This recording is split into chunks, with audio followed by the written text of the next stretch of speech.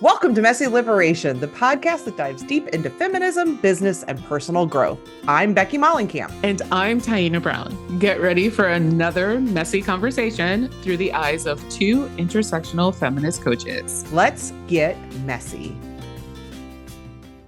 My new mantra is, who gives a shit? That's where I'm. Welcome. Welcome, welcome. We're going to talk messes today. We are going to talk messes.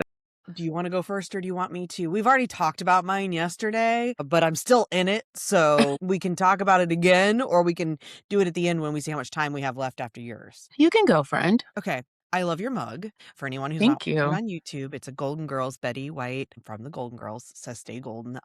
One of my favorite things is when people send me random texts. I got one yesterday where people know my obsession with Golden Girls. And so they will just randomly send me things and be like, thought of you anytime they see Golden Girl stuff. And that just warms the cockles of my heart because I'm like, it's when you feel seen, you know? And I'm like, yeah. Oh, yeah. Okay. Yeah. It was a gift from my wife. It. Yeah. Well, your wife's amazing. Okay. It sort of ties into what I'm thinking about because my mess is that I'm feeling, that's it. My mess is that I'm feeling, and I'm feeling a lot and it feels heavy and the world, like I am finding myself sinking a bit into the place of what's the fucking point? It's all going to end anyway. Like some pretty nihilistic, like not ultimately we're all going to die, but like some pretty heavy, like how the hell do I get out of the US? Yeah. This is really scary. Is no one coming to save us? Like, do we not see the way this man is imploding and like literally destroying our presence in the world stage? I've known domestically, America's always been fucked up. It's never been good for lots of people, despite my relative privilege, my incredible privilege, where I've had amount of safety. I've always known, long known. That's not the case for everyone. So like, I know domestically there's all kinds of problems. The one thing that has been true though, since the 1940s, since World War II has been, and that's so basically the entirety of almost everyone who's alive, our lifetimes, we've only known America as sort of this dominant global power, a world leader, place a representative, theoretically anyway, of freedom, of wanting to do right by the world. We know that there's also all kinds of holes in that story. Yeah. However, we've always sort of had this combined safety as American citizens where our passport meant something. Our standing as Americans meant something in the global stage, right? And that's being eroded in rapid time. Like it's amazing to watch it happening, to see long-held allies denouncing us, turning on us, all rightfully so. They should be because this maniac has made it so they should. But it's bizarre to have that in a lifetime where I think very few people who are alive other than those who are older than 80 something, really older than like 90, would really even remember a time where it wasn't the truth that America was sort of seen as the global dominant force. And to watch our credibility on the world stage, however tenuous we know that credibility to be, all of the problems behind it that we know, like to see that destroyed is really overwhelming. Like just thinking that there's going to be countries where previously we could easily go with our passports that are going to now start to demand visas and all kinds of things because of who we now are, because we are now we are now the bad guy. And we've been the bad guy in so many ways. So like, I know, like, cause I can already feel like, I know, right? Like I know they're going to shoot holes in that story. And it is a myth, the myth making of America on the global stage. And yet it has created real accessibility, real privilege for anyone who holds that blue passport that is now being eroded. And that's just scary to me. The idea that we have the people of the good, wonderful people of Greenland. Granted, it's 55,000 of them, but I care about those 55,000 humans. And that country has said, we hear you saying it's not all of us, but we don't care. It is all of you. Rightfully so. Rightfully so. We would be saying the same thing. We've done the same thing with our quote unquote enemies on the world stage. Of course, it's not every person in Russia, right? Not every Russian agrees with Putin. We know that. And yet we still sort of villainize Russians. Well, that's what's happening with us. Anyway, so all of that to say, I'm feeling all those feelings, all that heaviness, that sad, I think it's grief, right? I'm identifying maybe there's grief there. This grief and it's a loss of a privilege. I recognize that because the rest of the world hasn't had that privilege. We know that.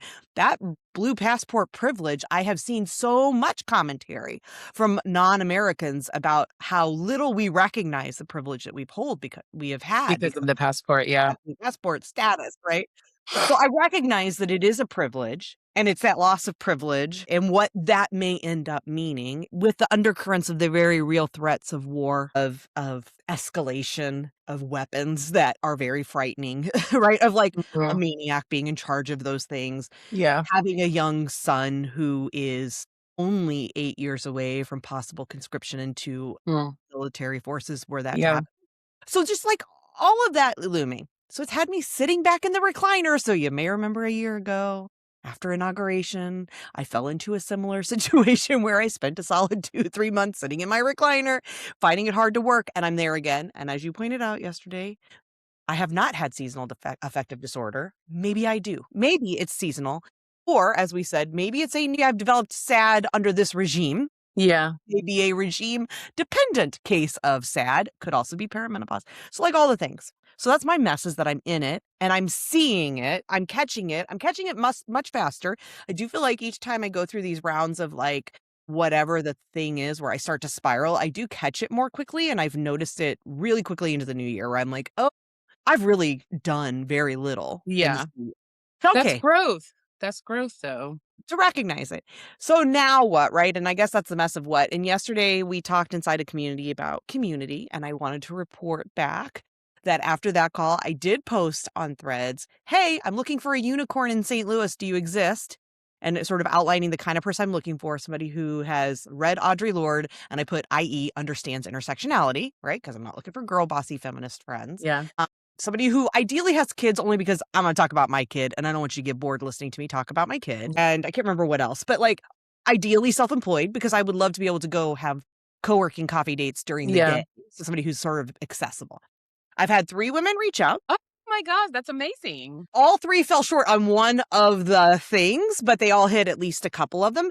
But one of them, and I don't know if she's going to listen to this, we're not friends yet, we haven't met yet, but I'm very excited about, because she hits on most of the categories except being self-employed, but she's home during the day because she has young kids. Our age difference could be a thing. We'll see. But she's working for Cori Bush, volunteering for Cori Bush, who I'm very excited about and would love to get more involved in the campaign, which then also had me the thought, maybe I need to get more involved in a campaign like that because it would get me out in my and help me meet community more. The other thing I did was I did some embroidery last night because I was like, okay, that's a thing that I have discovered is starting to help like with calming my nerves. That woman does embroidery too. What are the chances? Her embroidery was like something about pride. So I was like, perfect. Like she does flippant kind of embroidery like I do. And then today I started to organize my book reading because I haven't done that yet. And I have been tracking my reading, and I'm adding categories for gender, where they're from, and then race, because I also want to make sure that I'm doing a better job of really thinking through, am I reading diverse authors as a diversity of, and genre.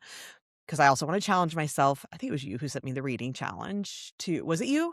I I don't think. think so. Or maybe it was Faith. I'll send it to you then. Somebody sent me this reading challenge, and like it was this year, like trying to read one from each of these different categories, reading a certain number of non-American writers, or from, I think it was even specific countries and regions, like all sorts of things. Like that got me thinking about like being more intentional about that. And that felt really good to sit down and do that. And then right as we got on this call, I took my anxiety meds, which I've gotten a little bad about because I'm so proud of you. So I guess my update is I wanted to give you an update from yesterday where I had been recognizing for a while I was sinking into this thing. Like I could feel myself, it's like the toilet, like the drain. Yeah. Right. I could feel myself starting to go down the drain. I'm like, wait a minute. No, I don't want to go all the way down. Like you're spiraling. Yeah. So I'm like, I got to climb back up out of this. How do I get myself out of the toilet drain now is kind of gross. I should have thought of a better analogy. That's gross. But just a whirlpool. And yesterday you talked about resource mapping, which I thought was like, it got me thinking about what are, in my mind, it was like, what's the resourcing I need to create the capacity that I need in this moment to function? Yeah. Because I want to just get back to baseline. Like, I don't need to get to hyper productive right now, but I don't. Like, I want to stop the sinking, right? So what are those things? And for me, it looks like definitely I got to get back on medication consistently. I need to get offline more. So I'm thinking about that too. Like, what does that look like? And I asked you for some support on that. And I'm also thinking about ways to reduce that. And the embroidery is one of those, because when my hand's occupied, I can't scroll, right? So I'm Yeah. like, okay. Yeah. And during commercials scrolling, I will be, using my needle. So that's helpful.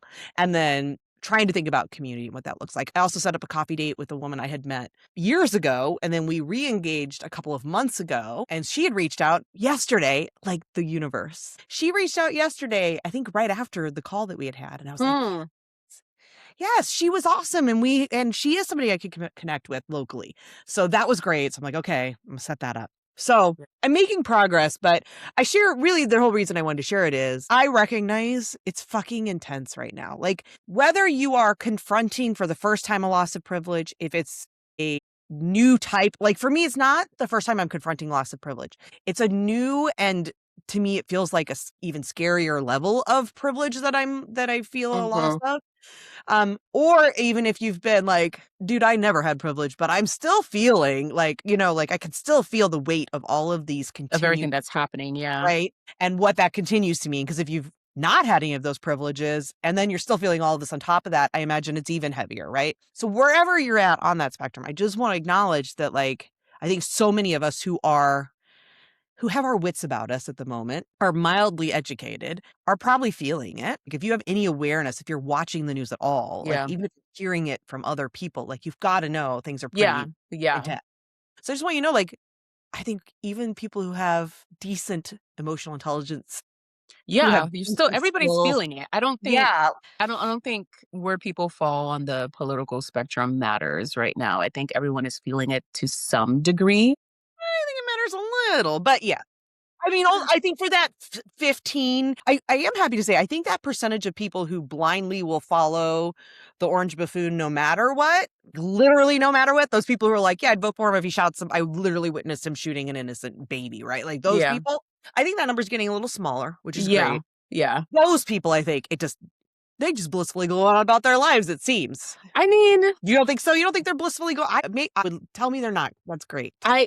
from what I know about being a human being Mhm. and like being in a situation, like, and when I say a situation, I mean like when I was part of a religious organization that was borderline cultish, right? Mm. Like when you're in that kind of context where you are just blindly following, like there's always just like a little thing just kind of nagging at Yeah. you that you have to intentionally gaslight yourself about. I mean, and I think, obviously depending on the level of delusion, how loud that nagging voice How is. loud is that voice for Trump, Stephen Miller? Yeah. Yeah. I'm It's curious, in like, degrees. It's in genuinely, degrees, I'm right? wondering, do you think it is? Like, how loud do you think that voice is at the moment for particularly Stephen Miller? Because Trump, I think, is mostly a puppet, a Yeah. fairly He's demented always at been a this point puppet. puppet.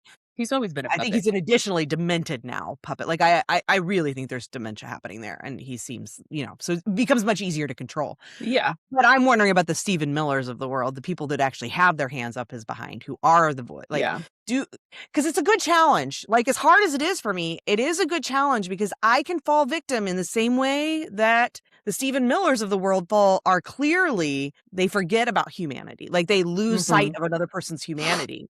And we see it even at the, like, ICE agents and everything, where it becomes easy in a group swarm to forget that there's real humans on the other side of Yeah. your strong feelings. And I can fall victim to that. But I am having a hard time believing there's much humanity inside of Stephen Miller. But tell me there is. Tell There me there is. I mean, I think Okay, there is. how much of that he allows himself to be and how much of that we're allowed to see is obviously. Well, yeah, we're obviously not allowed to see it, but Yeah. I guess we need to believe it exists. Huh? Yeah. I Because I mean, don't want to be, you're right. Like, I don't want to be them. I don't yeah. want to And be. that's not to excuse the harm, No. right? But Right. I think it's important to remember that like you said, it's easy to, when you make someone the enemy, it's easy to dehumanize them. Exactly. And while they are engaging in highly, highly harmful behavior and policies and major op vibes, as the kids say these days, right? And actively dehumanizing others. Others, Right. yeah, absolutely. But also, like, I mean, and I think we may have talked about this before on a previous episode, but it brings to mind Paulo Freire, Mm, the Brazilian mhm. education theorist, that's like, you have to actively give up a part of your humanity in order to dehumanize someone else. Because Yeah, we as human beings are not created to do that to each other. Right? yeah, Like, we're created to see the humanity in each other, right? And in order to engage in this kind of enemy behavior, like, you have to cut yourself off from your feelings. Like, I feel bad for these people. yeah. They might look great and have all the money in the world and just be going about their business right now. The kind of darkness that has to exist within you to be able to be okay to do these things, I don't wish that on anybody. Well, right. And listen, I am vehemently opposed to the death penalty. And I've always talked about how I know it's easier to stand in that truth when I'm not in the position of somebody having killed my child, as an Mhm. example. I know in that moment how easy it is to be like, I seek vengeance, eye for an Yeah. eye. Yeah. I no longer can see your humanity because you've robbed my child of theirs. I want you gone. And that's why I think it's important to have these firm beliefs before you're in that moment so that you can go back to them and have others help you remember and to Yeah. create guardrails, which I was talking Mhm. about yesterday. Like, I'm lacking, like, I need firmer guardrails. When I don't have them, I fall off of them. I don't want to be the person who's sitting in the recliner all day, but without enforcing my own guardrails, I will end up there. I Yeah. don't want to be the person who wishes someone else's death, but without some guardrails that were already in place in the moment when I start to feel that stuff, it's hard for me to remember that. And that's why we Yeah. need laws. I want laws already in place that represent my values so that in the moment when I don't have those guardrails anymore on my own, that my values are still going to sort of be forced on me when I can lose sight. Because I will Yeah. lose sight. We all do. And so, but it makes me think like maybe a practice I need to try again. And I did early on back in like 2016 and 15 with Trump and stopped is some loving kindness meditation around, that really focuses on trying to remember the humanity of someone and like Mhm. thinking about baby Trump, like that little child who came to this world, that I fundamentally believe was not born evil. I don't believe that. I don't believe there are humans who are born evil, Yeah. right? Things happen that create that blackness in their heart, that hard edges, those forgetting of others' humanity. I think that it is created, it is not birthed into the Yeah. world. And Yeah. so trying to find that and touch into that, I think could also be helpful because I can find myself right now, like getting into some of that really dark place of like Yeah. hate. And I don't want to Yeah. hate. I don't want to hate just Yeah. because others are hating. So yeah, that's a good reminder. Yeah. I mean, but also I think, like you said earlier, like, you're recognizing it earlier Yeah. as like the spiral is like starting to happen. But and this is a grief process, right? It's a grieving process. And part of that process is managing and Anger. accepting the anger and the hate, right? Like, but I think how you come out of that process, right, is what But that's ultimately where matters. that resource mapping piece, that like, what are the guardrails that already are in place, the resources that you have in place that when you're in that, allow you to be with that anger in a way that isn't harming others, Yeah. right? Yeah. Because I want to be able to honor that anger. You're right. Like, I want to be able to honor it. And I do know it's a real part of the process. And if I don't have some guardrails already in place, if I'm not careful, then that can show up and end up manifesting in ways I don't want it to. Yeah. This morning I lost my cool with my kid a little bit. Again, as I've talked about, he's starting to get flooded with testosterone. It's a challenge because he gets angry out for no reason. It just like, whoop, and you're like, what is that? And he doesn't Mhm. know. And I understand hormones. And if I'm not well resourced and if I don't have my guardrails in place, all that anger that I'm feeling elsewhere then can be like, It oh, comes out. you come at me with me. Yeah. I'm going to meet you with that. Yeah. That's not how I want to show up. Like, you don't know But who of you're course, talking to, little boy. I know anger and I'm in it. And guess what? I got hormones flooding me too, or leaving me. Like, yeah, that's where it's like, okay, I need to remind myself and get better about having the things that allow me to be resourced so that I can feel the anger, but feel it appropriately, Yeah. feel it in a way that remains healthy and not harmful. Yeah. And that's Yeah. hard. I mean, that's hard stuff, but I think it's such a good reminder for all of us is like the awareness is, I always say that like awareness is key. Without awareness, nothing else happens. We have to be able to have some self-awareness. which we can clearly see some people in the world are lacking at the moment. You are incredibly so. Wildly like. So like I think that piece, working on that more than anything for yourself, is so important. Can you work on self-awareness to notice the cues in your body and your behaviors and your thoughts that are keying you in on, hey, there's a, like, here's the red flag, something's happening, right? Because so many of us don't even see it. Because then we can say, okay, I can see it, so then now what? And then getting to that next step even faster. Like the more we can do that work so that those things can happen more quickly instead of long lag times that cost you so much. Yeah. And so, I mean, I'm not here to toot my own horn, because I have had a couple weeks of before. I mean, I had some awareness. Getting into the action phase was a little harder. But then I think to help also between the awareness and action, I think the thing that helps is the speaking it out loud. Because I can have the awareness, but if I keep it internal, then like, you don't have to do anything about it. I feel like I'm cheating the system. You're like, oh yeah, I know it's happening, but I know, but I'm not responsible. But nobody else knows, even though everyone knows.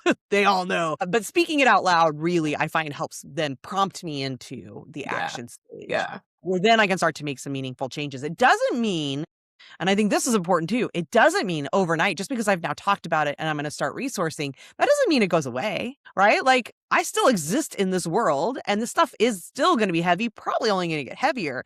So, and I'm still going to be feeling all of those feelings. I'm still going through that grief, but I can do it in a way then that becomes less harmful and more healing and healthy. So that's my mess for today. Yeah.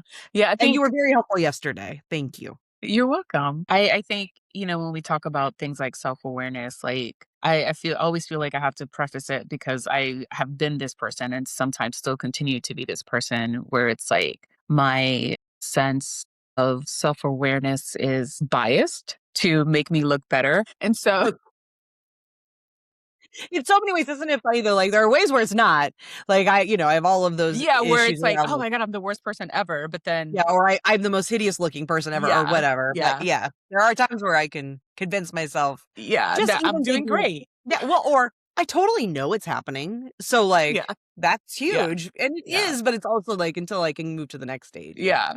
And so I think like when it comes to self-awareness, right? Like that's a skill that you have to learn through getting, usually for most of us, like some outside perspective, right? Like self-awareness isn't necessarily something that comes easily or that comes clearly.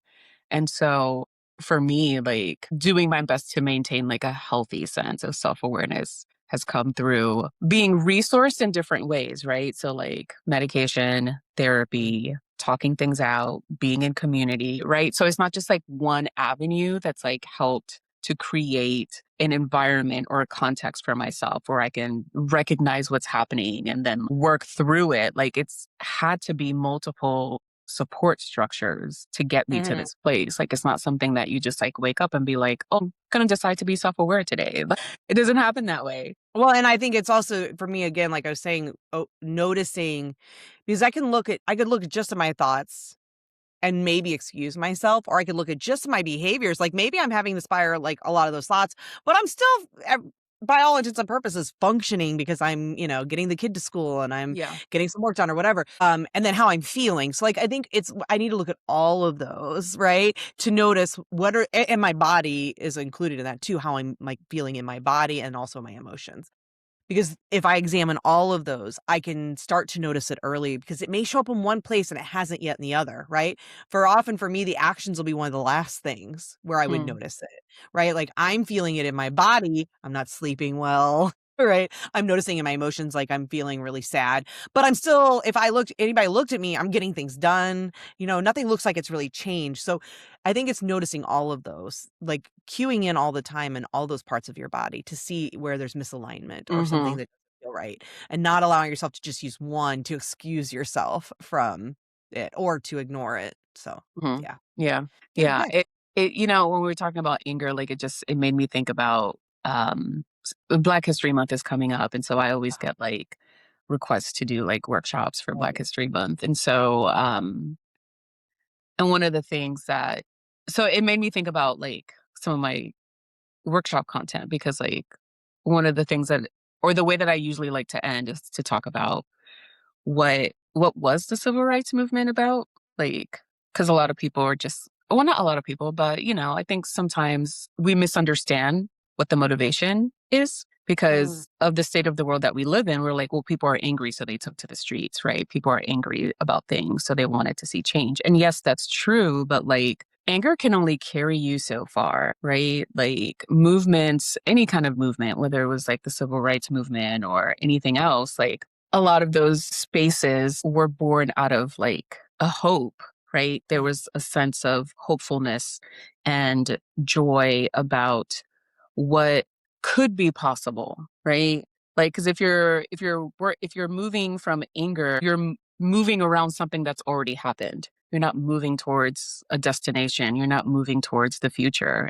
Well, I think that's that. Oh, sorry. And no, I was just gonna say, like, with everything that's happening right now, like, yes, it's totally valid for us to be angry and to feel that and let that be part of what motivates us. But also, like, well, what kind of world are we trying to build? Well, right. Well, that's the difference between healthy anger and harmful anger, right? Because anger can be incredibly healthy and helpful and useful. It can also be really harmful. Yeah. And I think often the difference is that fueled by revenge, vengeance, whatever. And I'm sure there's others, but my mind at the moment is only thinking of vengeance. Or is it fueled by hope? Is it fueled by, I know there's something better and I can see it and I'm angry that we're not there yet, right? Yeah. And there's a big difference in the ways that shows up. And I think some of that is, are you resourced? And so some of that looks like, in what's happening now, let's say, a bunch of different people who are just pissed off and want revenge for someone's death. That's a mob, right? Mhm. And that might result in, you get your vengeance, but you don't create change.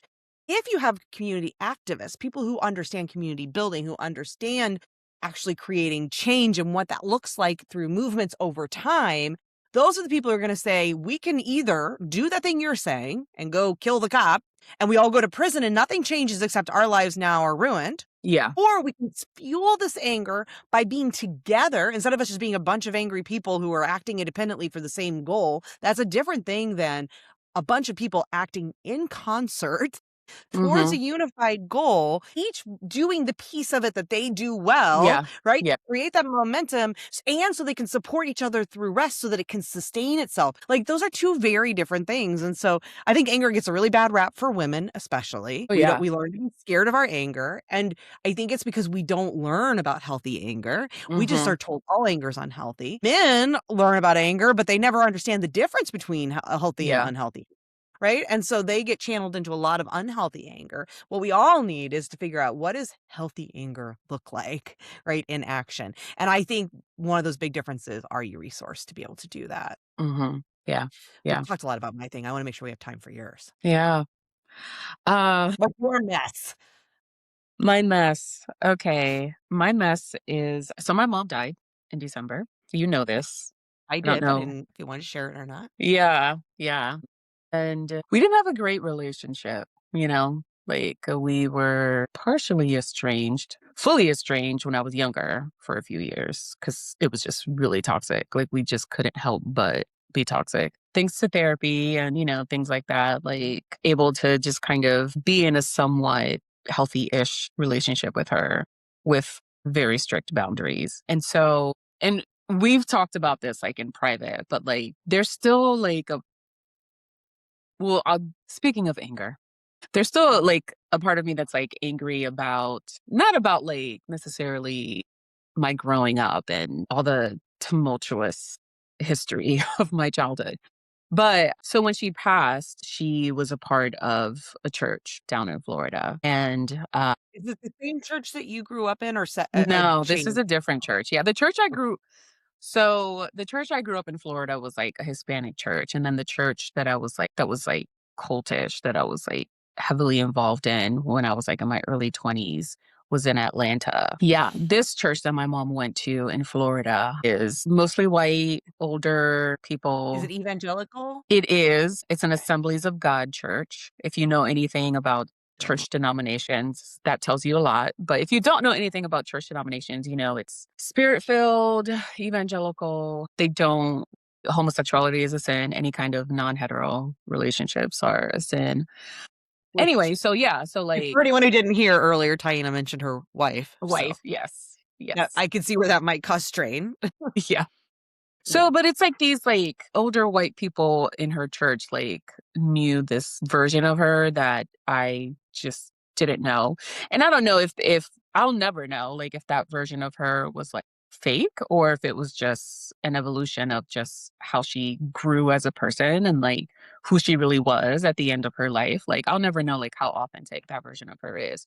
There's a part of me that's always been like that's always felt like the version of her that she showed everyone else was inauthentic to who she was at home. Because when you grow up in a really like toxic, abusive environment, like everything that happens outside the home is fake, right? Like it's all a show to cover up what's really happening inside the home. And so, but there at the funeral, like I had to plan the funeral. My wife and I planned the funeral because her husband is in his 80s and very forgetful and just also just kind of out of it. Like he was incredibly devoted to her, like was her primary caretaker at the end of her life when she was like really, really sick. And my brother has had a different kind of relationship with her. And so they were closer than me and her were. And so his grief was different than mine. So but so yeah, like at the funeral and all of that, like I just had all these like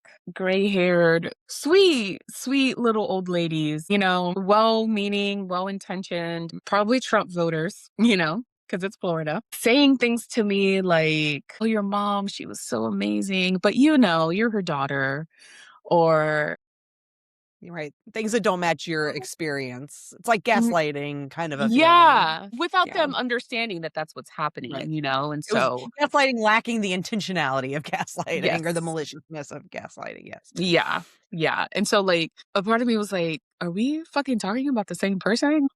Like that's not the version of my mom that I knew. Right. On But much then smaller scale, I'll just say people who have children, so many people I've talked to who have children have a similar, very different, but a similar understanding of that experience where you have kids and you watch your parents' grandparent, and you're like, who the fuck are you?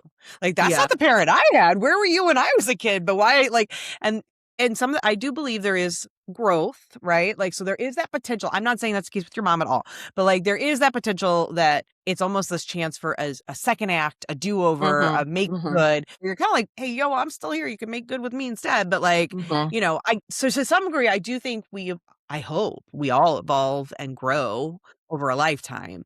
Yeah. And I think that there are, because of all of the shit that has already built up, like it's just like it keeps stacking on itself over years and years in a side of a relationship, that sometimes it's easier with new people. Yeah. It's like you get to start fresh. And it's like, this person only knows this version of me. And that's so much easier than trying to go back and excavate all the shit to get to a place like to start with having someone to deal else. with all the triggers and all the mess. Right. Yeah. And again, in no way trying to invalidate your experience or say that's the case, but there is that part of me that I can now understand that I couldn't before I had kids, watching grandparenting and how that seems to happen so often where somebody's like, I'm a totally different person now than I was when I was trying to parent at 25, and now here I am at 60 and I have all this wisdom and change, and it's a lot easier for me to show up as this person with this fresh baby who knows nothing about that other version. We don't have all that shit, than it is with the parent of this baby who I love, yet we have all this shit and it's really hard. So I'm just gonna focus on the easy one, right? Like I can see that. It doesn't excuse it, but I can see how that can sometimes happen. Yeah. And I do believe that that's a part of it, right? I do believe that. I mean, it's still my mom. Like I want to believe the best, right? Yeah. But I want also, to well, but 44 years, Yeah. 43, almost 44 years of experience has told me a little bit different. And so, but should never have been parents. yeah, There are some people who really, really are not good at it. Yeah. And or didn't want it and it shows up. Like, you know what I mean? Like, so yeah, in no way am I saying that your experience was very real. It was your experience. Yeah. And I think I'm also, well, for one, she wasn't supposed to have kids because she had cancer as a child, and they had told her that she would have kids. Yeah. And so, she had cancer multiple times throughout her life. So y'all were surprises. We were surprises. Yeah. We were both surprises. And I'm not questioning, I've never questioned whether or not she loved me. Like, I know my mom loved me. I just don't think she knew how to do that.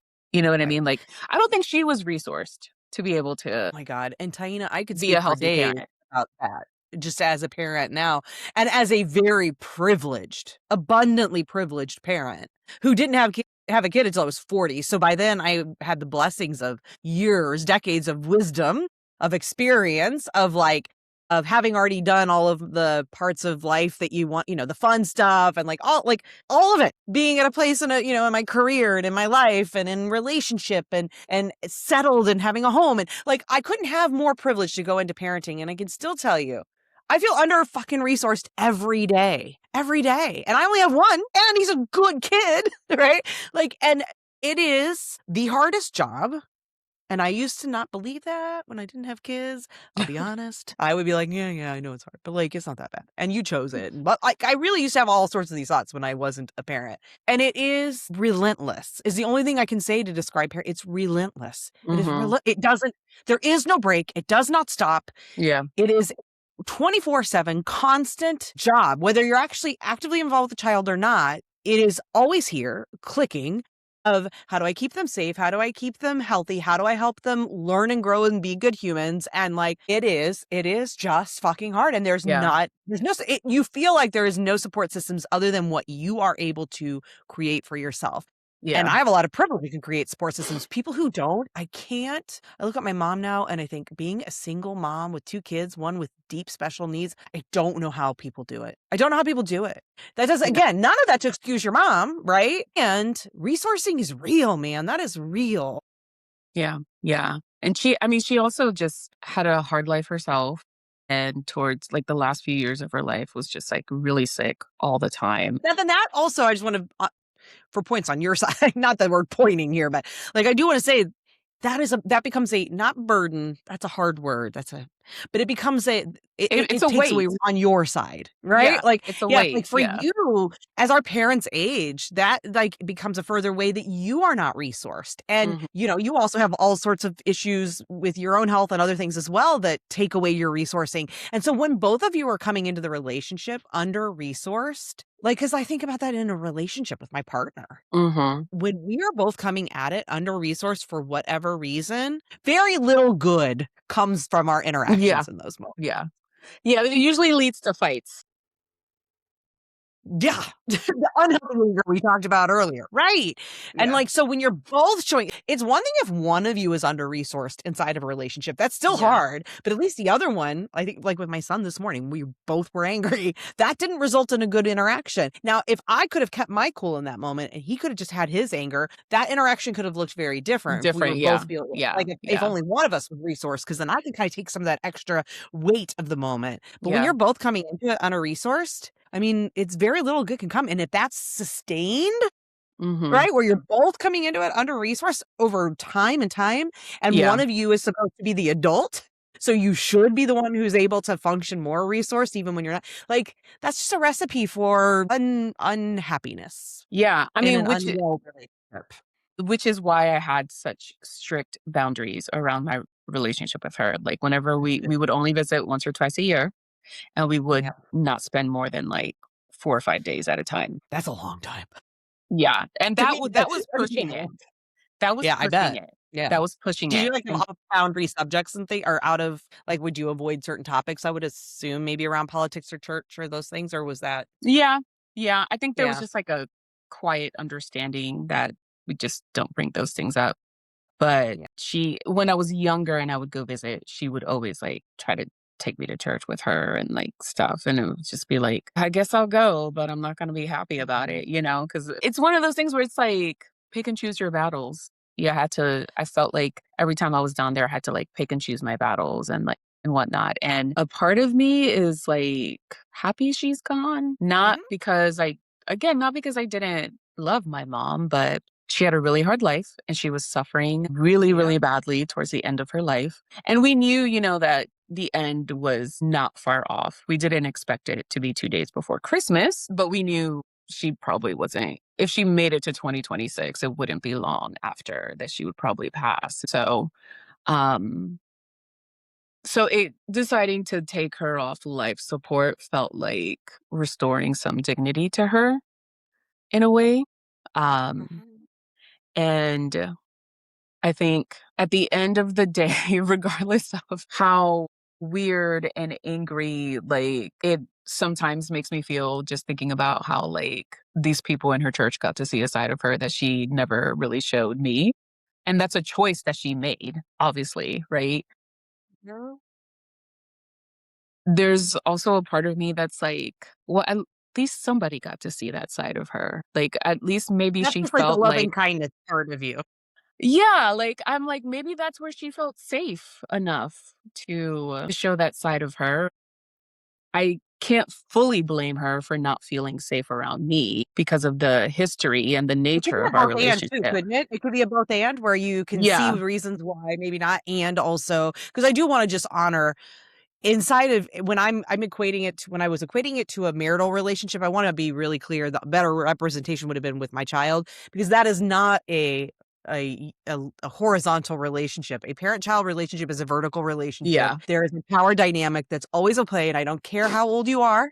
Your parent is still always your parent, Always your right? parent. Yeah. You will That always be power the dynamic, child. absolutely, that power dynamic always remains in place, and we have to honor that, right? You don't get to like just because you are an under-resourced parent doesn't remove the fact that you're still the parent inside that relationship, and that comes with a certain set of responsibilities and how you have to show up. At the same way as a boss, it doesn't matter if you're younger than your employee, and that Mhm. suddenly like none of that excuses inappropriate behavior because you still remain in a power dynamic where you Yeah. have responsibilities, and a parent does as well. So I want to honor that too. Like that was a it's not a horizontal relationship. It is a vertical relationship, and that comes with a different set of responsibilities that your parent didn't honor. And so there can be both, and it can be like I can be angry with her because of the power dynamic and everything else where she fell short, and maybe you're finding a place to find some humanity and say I can also understand where my part of things maybe I could have done more, but it doesn't excuse the fact that inside of that relationship she had a greater responsibility as the parent Yeah. Yeah. Yeah. to be the one who made a difference in that relationship. Yeah. Yeah. Yeah. And it Messy also shit. It's very messy. it's also a bit of a relief because it's like I don't have to manage that dynamic anymore, Girlfriend, can I especially when ever I go understand this? visit. Huh? With my brother as an addict, would I want him back as the pre-addict my brother? Yeah. Absolutely. I wouldn't take anything for that. But can I understand that piece of like, there is that part of me that's relieved, not because he's dead, not because I'll never see him again, not because I don't love him, but because he was in pain and he was causing so many Yeah. people so much pain. The And suffering that has is stopped something. for everyone. Yes. So maybe that's maybe the way to say it for people who can't, maybe have never lived it and don't understand it, is it's not so much that you're happy they're dead, right? But you're happy the suffering for The everyone. The suffering has suffering stopped. involved with that dynamic is gone because I don't think anybody's gonna be like, I'm sad the suffering ended. Nobody, yeah, nobody Yeah. wants to suffering. Of course, we're always happy when suffering ends. Maybe not how it ended, but we're happy it's over, the Yeah. suffering. Hers and yours. There was suffering for you inside of that as well that you now get to focus on. How do I begin to heal it? It's really hard to heal suffering that is continuing, Mhm. right? Like I found that with my Every time we brother. visit, Yeah. it's like reopening the wound. And then it's like, now I got to go back into healing. And now it's kind of like, okay, I can actually put the Band-Aid on this thing and I can start to let it heal over time. And eventually I'm gonna be able to pull that Band-Aid away. And it's like, it can just be, maybe I'll always have a scar, right? That it's going to Mhm. be there and it's going to be a reminder. And maybe even sometimes I touch the scar, it's a little sore. But like it's healed. It's not reopening again and again and again and never going to heal. And that's Yeah. how I felt with my death. So I totally Yeah. understand that. Yeah. Yeah. Yeah. And that can be hard to say out loud. I really want to honor It's you. Like, very I hard to think say it's out loud. hard. Yeah. Yeah. Yeah. It's people Because who it's don't understand it don't understand it. And then yeah. they're like, how And can you that's be the happy thing. they're dead? That's the thing. It's like even inside my family, there are people who never understood why I didn't visit more often, or like Yeah. they never understood the nature of my relationship with her because I'm literally the only person who had that kind of a relationship with her. Because Yeah. everyone else, like, I mean, they had their own, relationship dynamics that were sometimes fraught with, contention and things like that. But I'm the only person that she abused. So, Taina, it's like, taking me back to the beginning in a way, and not at all like, okay, just the learning piece of it, not in any way saying you are like Stephen Miller, but in saying the like seeking to understand is such a thing that I feel like we lack, that because we just continue to get more and more polarized, and we meaning me, because I am actively a participant inside of the same system that just continues to polarize us. We continue, and like you said, it's taking away our own humanity by no longer wanting to seek to understand and instead just to label. And so for me to not to seek to understand why somebody who would vote for Trump would do something like that, and instead just sort of want to put them into a box that says, I now see you as this box. It's like nullifying their experience of life. And now we have a different worldview. I want to be able to, but if I want to ever like actually come to a place of common ground in some place, like I do have to try to seek to understand, like, who hurt you? What made you feel this way? Like, what is it? Right? Like, because if your family never wants to, if people aren't trying to seek to understand why you might feel the way you feel, it's just putting you into this box and isolating you. And then it just creates a rift that can't be healed.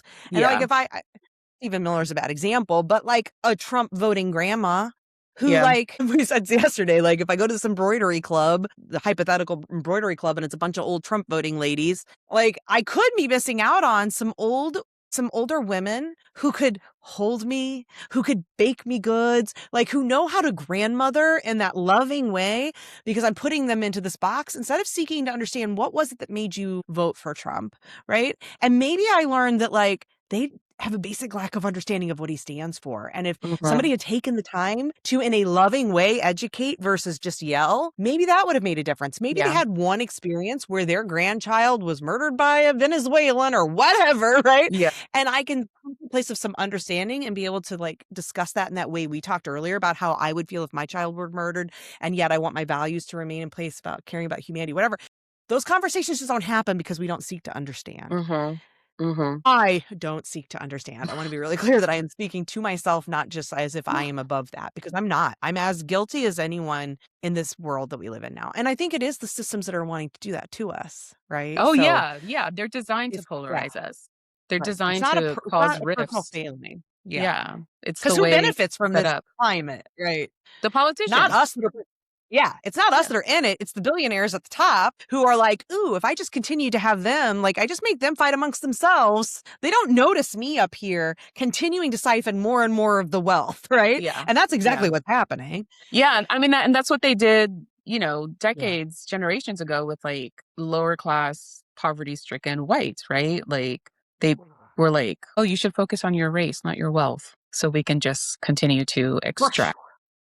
When we just end on, I don't know if you saw it, but this video that's making the rounds right now of this white couple who was in an impoverished area of a town being interviewed about why they are so fervently pro-Trump and in that sphere of the world. And a Black person drove by in a Lexus, and that was he was like, and they've got a Lexus. How do they have a Lexus? Right? This whole like, who are they? I think it was a Lexus. Anybody who saw it maybe know it was a different. It was a luxury They drive by this luxury brand, and it was a Black person in the car. And this white guy basically saying, I can't afford a Lexus. How should a Black person have a Lexus, right? Yeah. Because of that very conditioning that has happened over time, where white folks, exactly that, have been conditioned to not think about how do I move ahead, but how do I make sure others are behind me? Yeah. That's what really matters. Yeah. As long as someone's it's my doing turn, you have to wait your turn. Yeah. Oh, I don't even...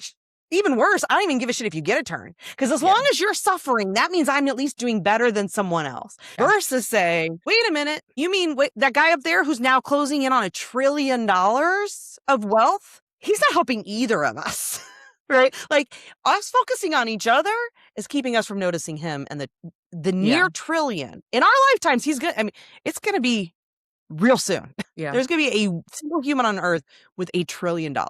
And this guy is worried because Black man has a Lexus and he can't afford a nice car. Like there's something really wrong with that. And it does go to that like division that is being sowed. And it is not a personal failing that you feel the division. I'm Becky, because that reminder of seeking to understand, because there before the grace of God go I, is what I always try to remind myself. Like if you would say, because I have points in my life I can find understanding. But if I didn't, I really try to go back to, just because I don't understand it, it's probably there, but for the grace of God go I. Like, only, and I'm not a biblical religious person, that saying really speaks to me of like, it's just luck that it hasn't happened to me yet, right? Just because I don't understand it doesn't mean, it's only because it hasn't happened to me. Doesn't mean that it can't. Or that it won't, right? Like, I think about that with drunk drivers a lot, because I have driven drunk in my life. I will admit that. Like, I shouldn't. I haven't in a very long time, but there was a period in my life where I did drive drunk, and there, but for the grace of God go I, that I didn't kill someone. But when I see drunk drivers getting caught for killing someone, it's easy for me to be like, lock them up, fucking, you know, and I do think they need to, clearly there needs to be a penance. But also I'm like, it's only because I was lucky. That's not me. Well, how am I going to other them by that much? And that's just one small example of many things that happen where it's like, who am I to act as if it's because I'm so holy that it hasn't happened to me yet? Anyway.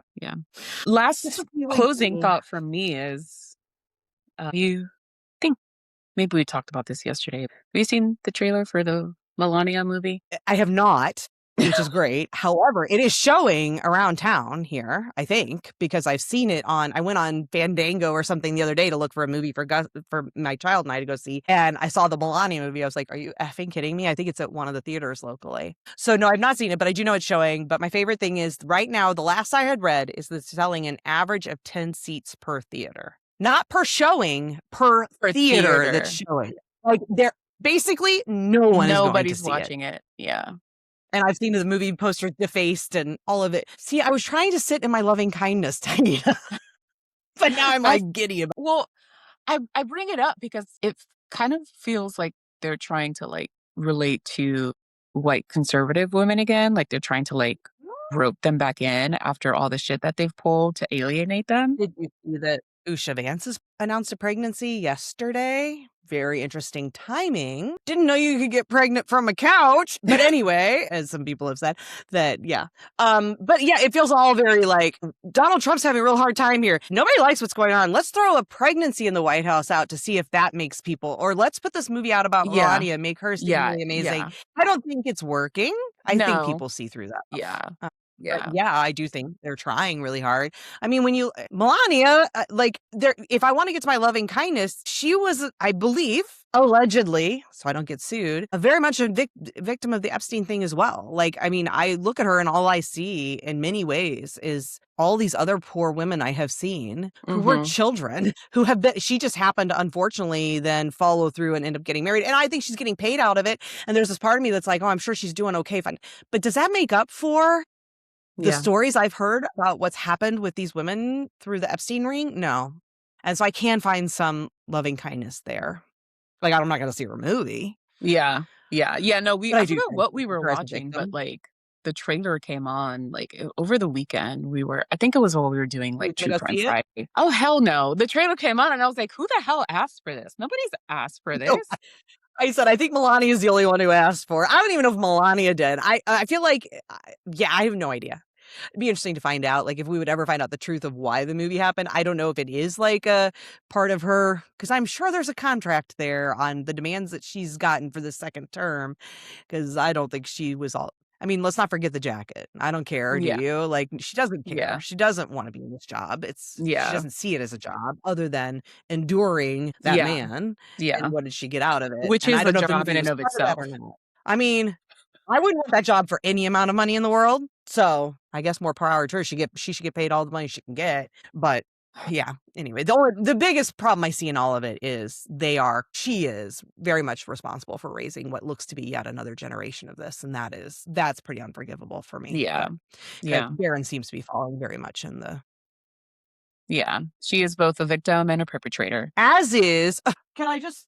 Anybody who hasn't read it, this just makes me think again of They Were Her Property. White women need to read this book. Stephanie E. Jones Rogers. White women, we love to cling on to the victim part of our identity, but we got to remember the perpetrator part of our identity. That's the Melania thing makes me think of that, because we are both. White women are both. And we only want to accept and acknowledge one. And until you can accept and acknowledge the other, nothing changes. Nothing changes. Yeah. Okay. Thank you. Thank you. No, just thank you. Yesterday and today have been incredibly helpful. I'm still probably going to be in the recliner for a little bit, but I'm feeling better about it because I'm seeing a way out of it. And that's huge. So thank you. And thanks for sharing. I didn't think you were going to share anything about your mom publicly. So I'm proud of you for being vulnerable and sharing because I know that's hard. Yeah, it was a rough Q1 ain't looking so hot either, but we'll see. Yeah, But we're because gonna find ways to we had make to it put better. down our dog like less than a week before I know. we had to And rush down to the other Florida dog not that long before that. in July. That was what? Yeah. So like that's a rough. You've had a lot. 2025 was So a we gotta bitch. find ways. Let's figure out. Okay, end the call here, but let's figure out on our next call. I want to make sure that as we're looking at our plans for this year, where are we injecting joy? Like I want us to make that like a line item or a box or something in our plan where we think about what is the joy part? Where do we bring the joy? Because we got to manufacture it, babes. Like people, it's not just showing up on its own much. There's a whole lot that isn't. So like we got to really be thinking proactively about how do we manufacture joy into our time. So yeah, let's do it. Okay. Bye, everyone. Bye. Thanks for listening. Thanks for listening to Messy Liberation. Thank you so much for your support and for listening today. Until next time.